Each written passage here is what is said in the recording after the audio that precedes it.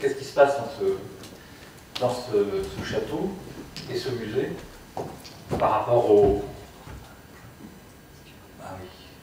Par rapport à la question du monument historique, le château de Caen, la question du musée de Normandie, de ses collections sous projet scientifique et culturel, et la question de la recherche archéologique qui se déroule sur le site depuis les années 50 et qui se poursuit aujourd'hui à travers un programme très important, mais dont autrefois on parlera tout à l'heure, programme collectif de recherche, une thèse dont Alban doit nous rendre la copie en 2024, hein, bon, c'est comme ça.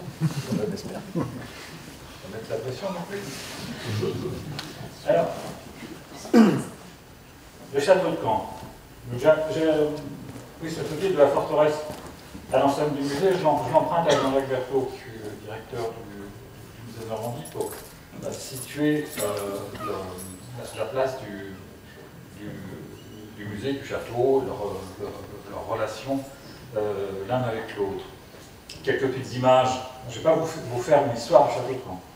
Quelques images, quelques points de repère, mais je ne vais pas vous faire une histoire approfondie du château de Caen. On va rester sur ces questions monuments historiques, muséographie, archéologie. Je vous parle en tant que directeur du musée de Normandie et du château de Caen. Je me suis amusé à faire ce petit exercice de ponctuation en début de l'exposé parce que c'est quelque chose qui m'est tombé dessus lors d'une réunion avec l'association des Amis du musée de Normandie pour savoir comment l'association des Amis du musée de Normandie pourrait changer son nom pour intégrer son intérêt pour le château de Caen. On a passé 2 heures déjà, mais vous savez ce que c'est. C'était là.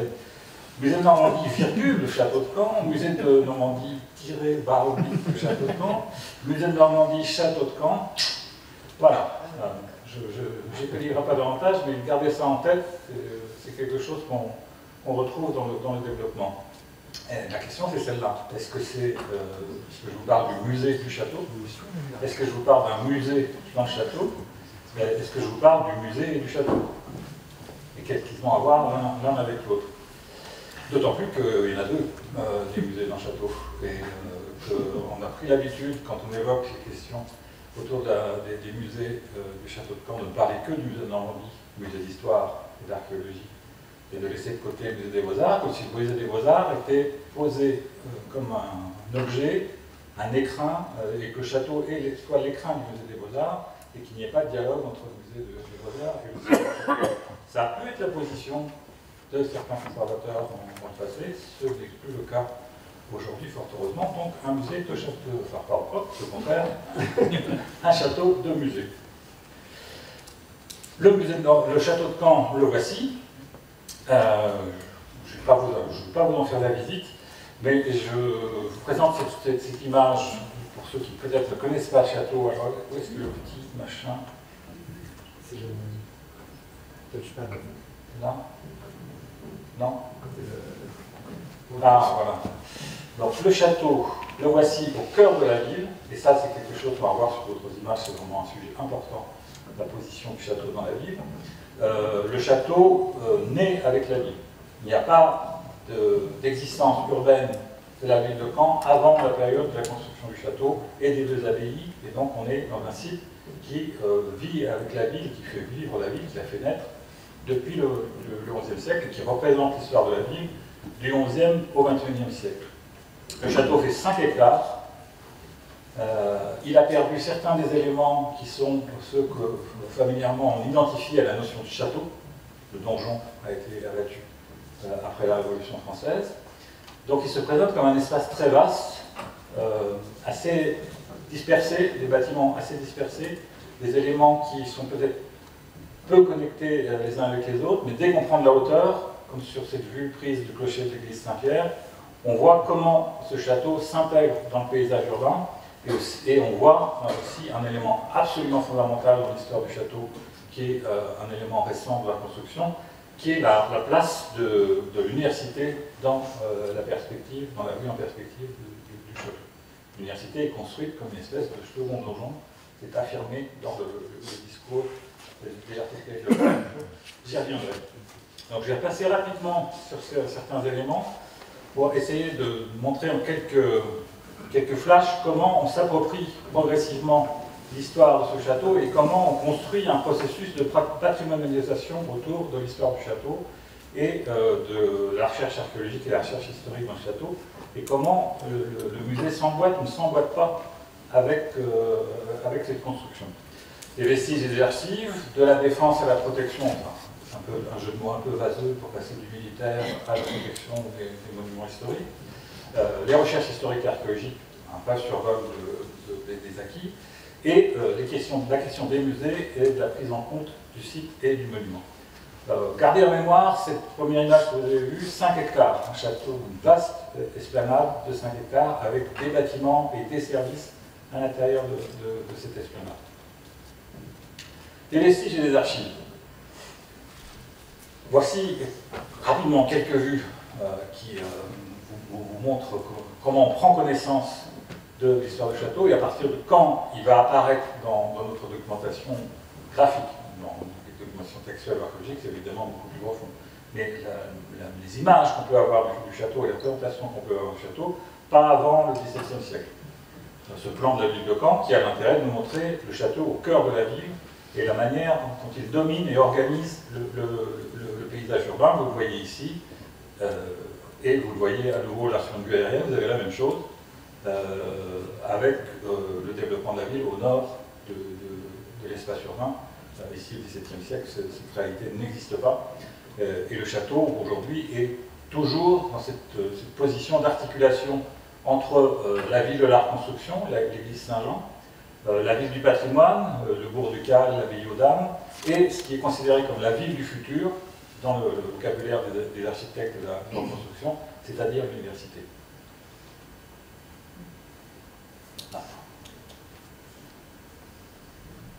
L'image ne fonce pas, cher ami. Ah, pardon. Donc je passe rapidement sur ces ressources iconographiques en remerciant au passage M. Mallory qui les a surveillées pendant son service militaire, si j'ai bien compris. Oui, tout à fait. Voilà les documents sur lesquels nous nous basons au service de l'historique de la défense. Voilà la première vue du château, à part le plan Belforest qui est légèrement antérieur, mais la première vue, vraiment, documentation monumentale, vue du monument historique avec des informations qui posent encore question. Si vous connaissez le château, vous verrez que sur ce dessin-là, il y a une tour en trop. Mais est-ce que c'est une tour en trop ou est-ce que c'est une tour qui a disparu? Ça, c'est une question que nous devons résoudre. La vue de Guénière, les séries de dessins Guénière sur l'inventaire des monuments de la monarchie française. La seule vue du donjon du château de Caen en élévation. Nous n'en avons pas d'autre. Il a été abattu après 1993.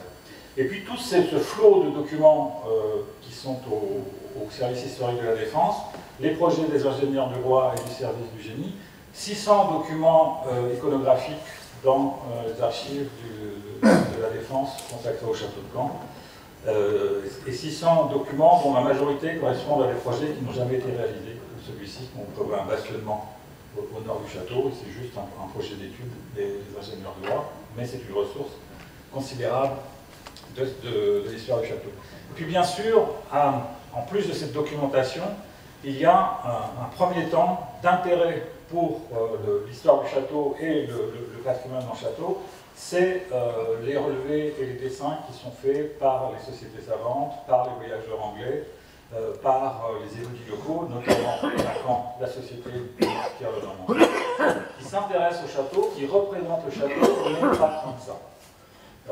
On ne connaît pour le XIXe siècle du château que ce magnifique dessin de Cotman sur la salle de l'échiquier et quelques vues, comme ça, des portes du château, mais c'est tout. Les autres aspects du château sont peu ou pas du tout dessinés. Néanmoins, ce site commence à entrer dans les parcours touristiques. Je vous ai mis en regard cette vue d'un des premiers guides de visite pour touristes sur le château de Caen, celui de Trébucien, pas le château de Caen, comme la ville et ses monuments. Et le château est timidement inscrit dans les parcours de visite touristes, la fin du 19e siècle, début du 20e siècle, mais timidement, bien sûr, parce qu'il est occupé par une caserne et qu'il n'est pas question de faire du tourisme dans une caserne, encore que, ce sera mon point suivant. Le château de Caen, donc, est devenu, au 19e siècle, après 1870, la base du 36e régiment d'infanterie, et l'ensemble de l'enceinte est occupé par les bataillons d'armée. Des monuments du Moyen-Âge ont été détruits, notamment le donjon, pour laisser la place aux bâtiments de casernement. Et la porte du château, ici couronnée du grand sceau de l'Empire 1804, est fermée aux civils. En fait, pas tant que ça, et pas si longtemps que ça. J'aime bien ces images parce qu'on y voit des dames avec des ombrelles qui se promènent dans la cour de la caserne. C'est quand même un petit peu curieux. On voit ce monsieur qui sort en vélo de la caserne avec un planton que ça n'a pas l'air de faire réagir plus que ça. Donc le château est 1900-1910, c'est la date de ces cartes postales, est déjà un espace qui s'ouvre, qui cherche à s'ouvrir vers le public et vers une mise en visite, une mise en patrimoine. Donc voici un des éléments pris après-guerre, du coup, sur le logis du gouverneur, où on voit dans ce bâtiment ruiné un plan de visite et une documentation pour la visite du château qui date de la période précédente et qui nous montre que donc, au moment où le château est une caserne, les militaires se préoccupent de le faire visiter, de le rendre intéressant, et dans un but moins d'édification des populations que de tenter de tenir les moyens du ministère des Beaux-Arts pour l'entretien de la forteresse, puisque le château a été déclassé au titre des places fortes dès la fin du XIXe siècle. Ce n'est plus, la forteresse médiévale n'est plus un dispositif de défense adapté aux critères militaires à la fin du XIXe siècle. Et donc on rentre dans ce processus qui est le processus de patrimonialisation, classification du château au titre des monuments historiques. Le classement est progressif, dès 1886, première mesure, puis en 1913, je passe rapidement, je n'entre pas dans le détail, mais vous voyez que ça prend du temps et que jusqu'à le lendemain de la Deuxième Guerre mondiale, la protection n'est que très partielle sur ce site, et pas question ici de recherche archéologique. L'archéologie dont on pourra parler sur ces périodes-là, c'est une archéologie monumentale, c'est-à-dire une archéologie descriptive. On décrit les bâtiments, et on ne les décrit pas tous. Alban est bien placé pour le savoir, parce qu'on en trouve actuellement dans les fouilles du château dont on n'a aucune trace dans les documents. Donc, il y a quand même des trous dans la documentation.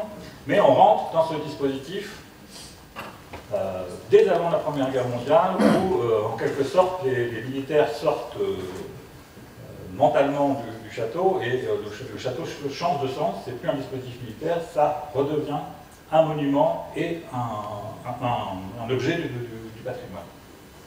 Évidemment, pour comprendre l'histoire du château de Caen, peut-être à la différence du château de Dieppe, il faut vraiment passer par cet événement central qui est la destruction de 1944 et les bombardements de 1944.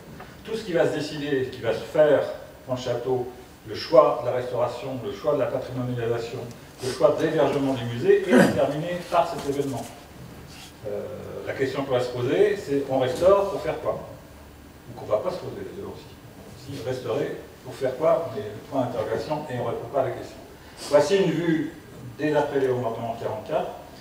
Le grand plateau que vous voyez ici, entouré de ces bâtiments de caserne, c'est l'emplacement du donjon médiéval qui avait complètement disparu sous l'esplanade construite par les militaires, entouré de casernes, et tout ça a été complètement anéanti par les bombardements, enfin anéanti. Il y a des morceaux de murs qui restent, dont certains seront poussés par terre pendant la restauration, et donc qui n'ont pas été victimes des bombardements, mais qui ont été victimes de la restauration après-guerre, mais je ne développerai pas là-dessus. Et voilà la situation à laquelle on aboutit dans les années 60. Cette vue-là est prise en 61. Vous voyez, c'est assez loin déjà dans la reconstruction qui commence en 46 et qui s'achève en 63. Le château, c'est un objet au milieu de la ville reconstruite. On voit les quartiers de la construction au sud, on voit l'université qui se développe au nord, et on voit cet espace en plein milieu de la ville qui est encore un no man's land dans lequel on a d'ailleurs logé les ouvriers de la reconstruction pendant très longtemps. Et ce qui se passe dans ce temps de la reconstruction, c'est l'entrée de l'archéologie dans le château. C'est-à-dire qu'à l'occasion des restaurations, sont redécouverts des éléments fondamentaux de l'histoire du château, notamment le donjon médiéval qui avait été rasé après 1793 et qui est dégagé et qui est fouillé. Mais le donjon seulement. Là aussi, Alban vous en parlera savamment. Il y a encore du travail sur le reste On va lancer sur ce château un chantier pionnier de l'archéologie médiévale en France, un chantier qui est à l'origine de l'activité du Centre de recherche archéologie médiévale de l'Université de Caen, qui est fondé par le professeur Michel Degoire, qui est le professeur qui lance les fouilles du château de Caen et qui fouille le donjon, la salle de l'échiquier et le vieux palais juste à côté. Le vieux palais, c'est vraiment ce qui est l'état de ruine sur l'échiquier et le donjon. L'église Saint-Georges et la porte Saint-Pierre qui sont en dehors de cette image, mais on ne peut pas développer plus avant. Donc le château est un laboratoire de la recherche archéologique entre 1956 et 1966, avec l'utilisation dans ce laboratoire de la recherche archéologique de nouvelles méthodes de recherche, c'est-à-dire qu'on n'est plus dans l'archéologie monumentale descriptive du XIXe siècle, on est dans une archéologie où on travaille en stratigraphie, où on se soucie d'une chronologie des couches d'occupation et d'une collecte systématique de fragments qu'autrefois on laissait disparaître sous l'appel des ouvriers, tout ce qui est tesson, petits fragments, des fragments de verre par exemple, extrêmement morphologique, des collections de pipes à terre. Cette image est là pour illustrer le champ des possibilités. Et puis, la recherche archéologique, c'est quelque chose qui est toujours dans notre actualité. Ce croquis vous met une cartographie, et encore, ça c'est un croquis qui date de 2016.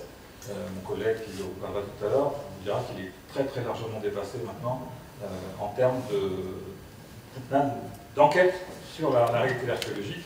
Et voici, je vais piquer à Alban, le grand dessin, c'est l'ensemble, la cartographie de l'ensemble des structures archéologiques documentées par des archives, repérées sur le terrain, connues par la fouille. On fait la synthèse de tout ça, et on a, et puis je passe sur les sondages, diagnostics et autres, qui révèlent quelques éléments de recherche, et je passe aussi sur ceux qu'on a encore découverts la semaine dernière, alors que l'on disait qu'il n'y avait rien à cet endroit.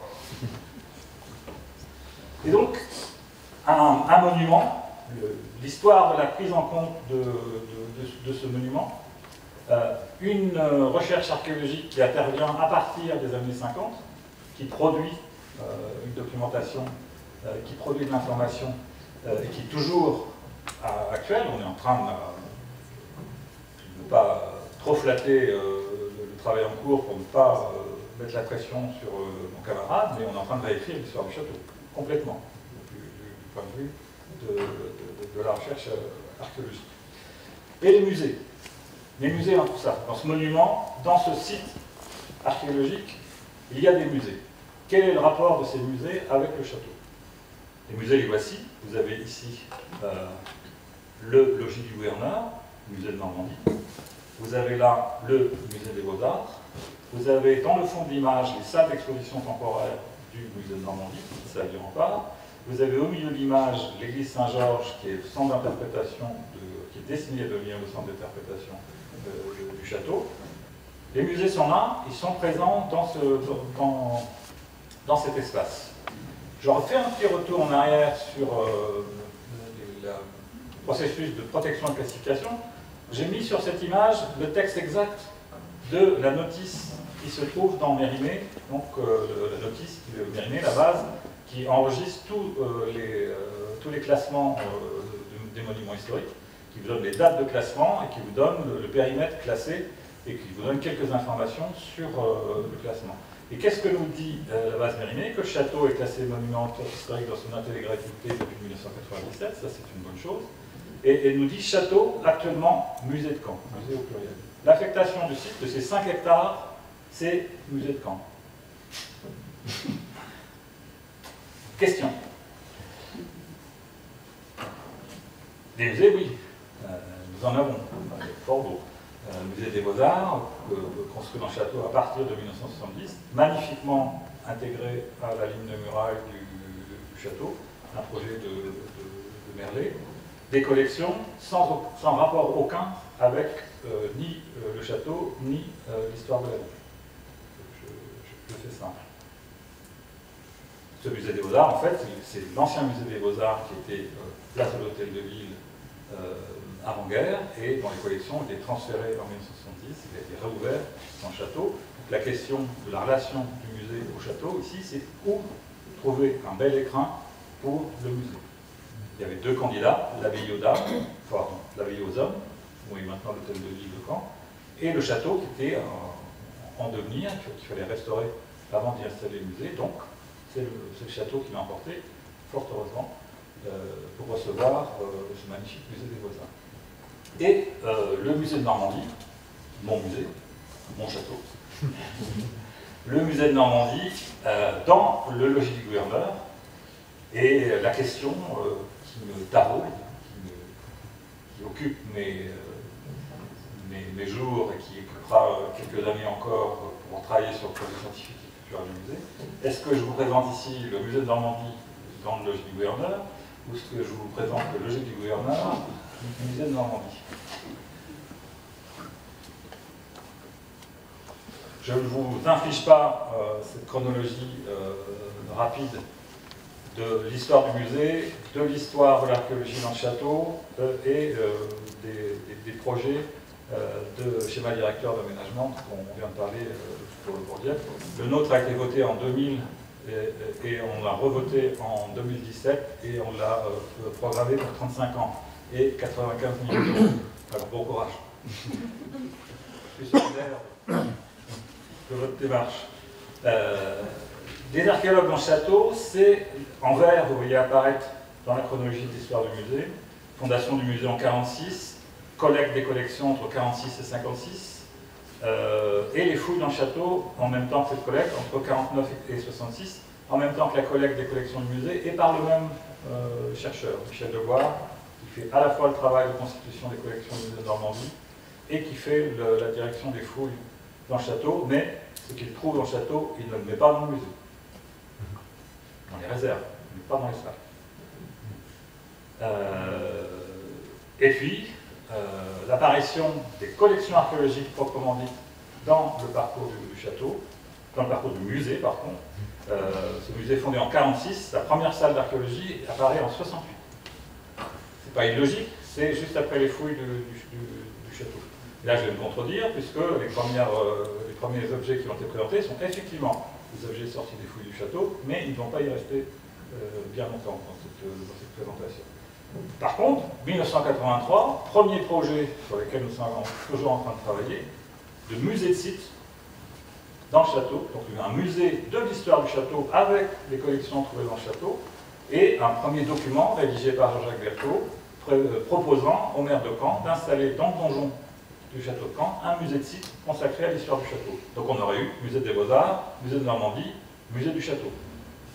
Pas bête, mais on n'a pas fait ça. Voici ce qui s'est passé dans l'histoire de ce musée.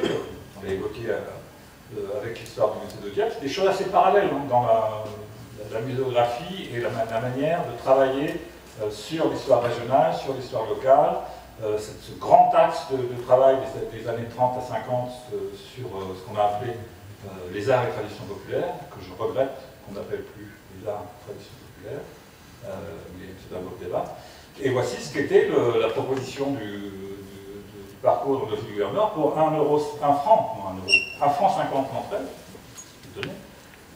un musée consacré à l'ethnographie normande, à la Normandie au XIXe siècle. Le nom du service était Laboratoire d'ethnographie régionale. Pas d'archéologie, dans ce dispositif.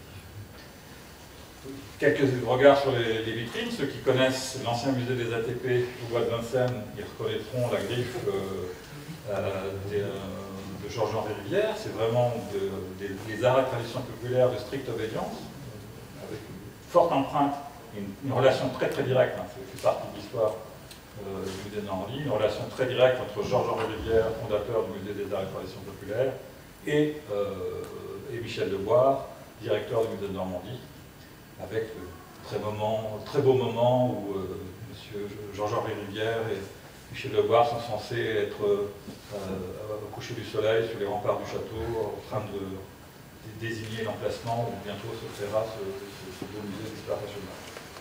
J'ai du beau texte là-dessus. J'ai aussi des documents amusants, je ne vais pas résister, c'est comment on fait un musée, comment on fait la première salle d'archéologie du musée, ça c'est 68. J'imagine ça dans le bureau de Jean-Jacques Berthaud. On dessine l'emplacement des premières vitrines au débouché d'un palier, d'un escalier, quelques vitrines d'archéologie mérovingienne et préhistorique, et puis cet espace-là. Voilà le musée du château en 1968. 3 maquettes, une vitrine de collection archéologique, pour marquer le coup. Hein, c'est clairement assumé comme ça, pour marquer le coup, en mettant en réserve d'un projet futur sur lequel nous sommes en train de travailler, un travail vraiment de restitution de la recherche archéologique dans le château. Car le problème que nous devons affronter aujourd'hui, et que nous sommes, j'espère, en train de résoudre par rapport au public qui visite le château, c'est cette question que pose le public quand il rentre dans le château. Il a passé la porte de sorcière du château. Où est le château? Où est le château? Je vois une église, je vois un palais de la fin du XVIIe siècle, je ne vois plus le château. Où est le donjon? Où sont les murailles? Où est l'aspect dramatique de la forteresse médiévale? Eh bien non, ça n'est pas là. Et là non plus, je ne résiste pas, mais cette image montre assez ce qu'ont été les atermoiements sur l'aménagement de ce château, le dégagement du donjon, fouillé mais non visitable. Il faut monter sur les remparts du château pour voir le donjon et voir ce lien balistique avec l'université. Et au milieu, les bagnoles. Le seul parking du XIIe siècle répertorié à ce jour. 5 hectares, hein, je vous rappelle, 5 hectares des espaces en plein centre-ville, et donc une difficulté à tenir le cap d'un lieu du patrimoine, d'un lieu qui doit être traité pour ce qu'il est, pour le monument qu'il est, pour les 2 musées qui l'abritent, pour la programmation de ces musées, mais aussi la programmation culturelle de la ville d'une manière générale, et qui est grignoté par le développement urbain et ses nécessités. Pendant longtemps, l'intérieur du château a été le seul parking gratuit du centre-ville. Effectivement, on en a beaucoup souffert. Mais l'autre question qu'on peut se poser, effectivement, c'est où est le musée? Où est le château? Où est le musée? Ou plutôt, que fait le musée par rapport au château? J'ai évoqué l'entrée des collections archéologiques dans notre parcours à partir de 1968. Et c'est surtout, le basculement se fait surtout dans les années 80, début des années 80, quand une équipe d'archéologues intègre l'équipe de conservation du musée, équipe dirigée par Jean-Yves Marin, qui amène la recherche archéologique, qui se fait à ce moment-là sur les fouilles des églises de la ville de Caen. Il amène la recherche archéologique dans le musée de Normandie et on crée un deuxième poste de conservateur dédié à l'archéologie dans le musée de Normandie.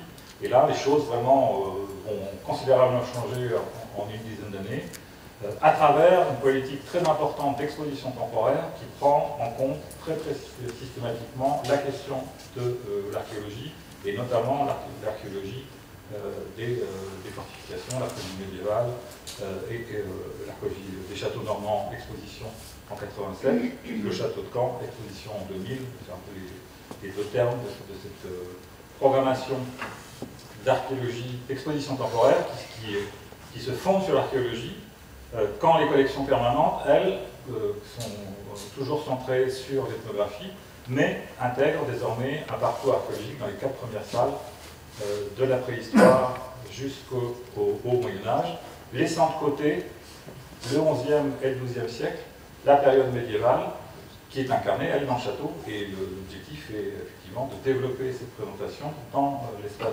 du château.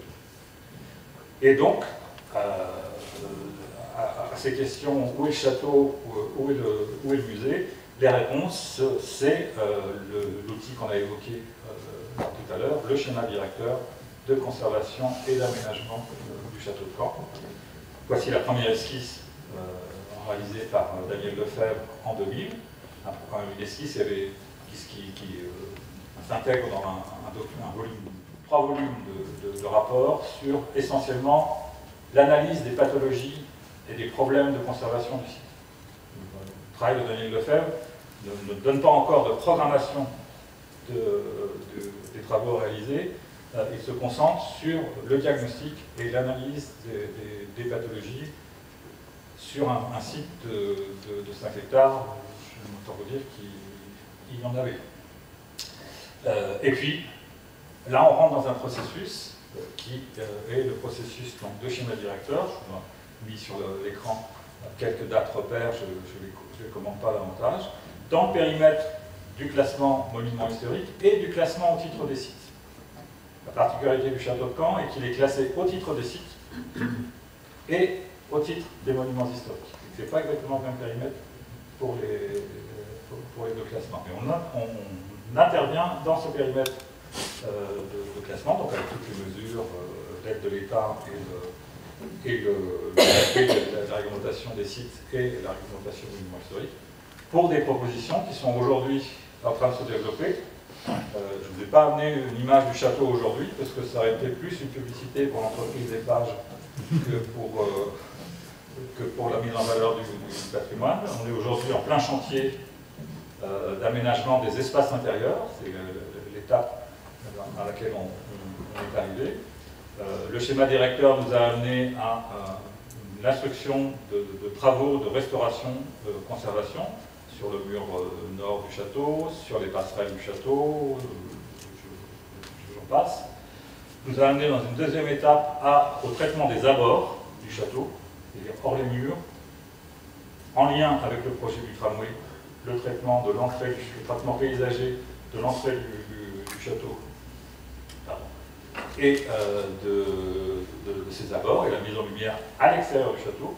Nous sommes aujourd'hui dans la deuxième partie du schéma directeur, qui est le château intramuros, le château dans ses murs, avec ce projet qu'a remporté l'architecte Philippe Prost et le cabinet paysager Thierry Laverne, qui consiste à réaménager les espaces intérieurs du château, à y ajouter un bâtiment d'accueil qui manque justement à la structuration de l'accueil du public et du parcours du public dans le château, un bâtiment d'accueil qui va permettre, grâce au tracé retenu par les architectes, de déployer le public vers tous les parcours, tous les points de vue, tous les points d'intérêt du château, y compris le parcours sur le rempart et la relation du château avec la ville, puisque un des enjeux essentiels, c'est cette relation du château avec la ville en grand paysage au pied de la muraille.